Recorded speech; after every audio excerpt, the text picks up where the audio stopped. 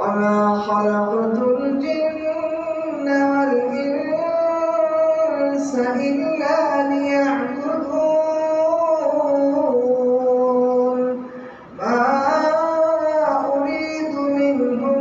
من رزق وما أريد أن يطعمون إن الله هو الرزاق ذو القوة المتين فإن للذين ظلموا ذنوبا مثل ذنوب أصحابهم فلا يستعجلون فويل للذين كفروا من